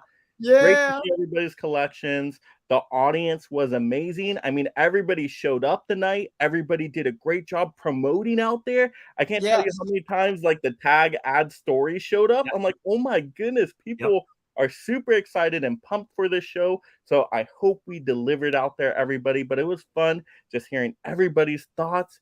Even though people in the comments are coming after Jamie Lee Curtis and Mortal Kombat, I saw those comments. Okay, all right. Bring it on. We're tough. It's still fun. It's so interactive. It's great to hear everybody's opinions out there. So super fun night. For my channel, tomorrow I do have my Scream 6 post-game show. So you want to show up with that, but it will be spoilers. I'm letting you all know it's a post-game, okay? So it's a big spoiler discussion. So if you have seen the movie already, definitely join in for that. Or if you don't care about spoilers, but that's going to be a lot of fun. Great panel for that. Today, I did just drop an Amazon deal video, and there's a ton of amazing horror titles on sale. So go ahead and check out that video. Save yourself some money because I'm telling you guys, there's like 40%, 50% off. A lot of great 4K titles. Check it out. But that's all for me. Once again, thank you, everybody. Thank you, Tim, as well, for being a part of this amazing Collectors Club. You guys are amazing. Yeah, thanks. Now, look, I want to show, I don't know if we got a good shot, so I'm going to go full screen real quick to show the fans. Somebody was asking, there is the card. So you get your little picture over here, wait, right there. And then you get a little readout that's got your name on it, your member number, the date you joined, and then some of the things you most enjoy collecting. So to those people who did win a card tonight, everybody that sent super chats, you got one of these. Everyone that participated giving us a video, you also get a card. Remember to hit me up, remind me in Instagram, and I'll hook you up with a digital copy of these. All you got to do is send me a photo and fill out those things that you want to see on the card. They're custom, baby. We're getting it to all of our fans. You're going to get a card. That's our sort of thank you for joining us tonight. And yes, I also want to say thanks to everybody out there. I've been seeing stuff pop up too, you know. I've been popping stuff as much as I can, and Tim and Mike, and all of a sudden, all of you guys are popping stuff up. So it stands to reason. We literally almost have 60 likes tonight. Within a couple of minutes, you guys will blow my mind. If you hit 60, I will tell you tonight, that'll be the most I've ever received on any live show I've ever done, including trivia. So you got a couple more minutes to make that happen. So let's see it happen. I definitely think, since autographs on your thing, let's dive into autographs next time too. I'd love to talk that stuff. Yeah, and look, and I'll let you guys. This is for you. So whenever we have somebody join us and tell us their collection, don't worry, I'll take care of making that video and put them in the TV. No matter who we get, let me know. You know, I'll get those videos and then send them to you. So that way we can have that nice little production value on those. Yeah. So if you want to be on our little collectible TV, let us know. So guys, I think that's it for tonight. I think we're done. We did it. Episode 1. That was awesome. Yeah, we're coming for you, Mid-Levolution. We got this. So this is a blast. The Rat Bag, the Lost Girls. Although we love the Lost Girls. Let's get real. So anyway, they're all welcome. So that's the beauty. You guys are welcome. Mid-Levolution, Ken, hit me up, bro. Hit me up. You want a card? Done. You're in the club. You're in the club because we love you, man. You're in the club. But I have something in the back of my mind. I'm only going to share with these guys off camera for next episode. So you will have to tune into the next one to see what that might be. That's part of the beauty of doing these things. That's it. I'm going to wrap it up for tonight, guys. Thank you so much for coming to the Collectors Club episode 1. We really hope you enjoyed yourselves tonight. We worked really hard putting this together. We're all three of us were working right up to showtime to get you guys stuff. So we hope you liked it. Please let us in the comments below. If you're watching this as a replay, give us your feedback. Tell us what you loved. And that's going to do it for tonight. So until next time, the Collectors Club. See you guys later.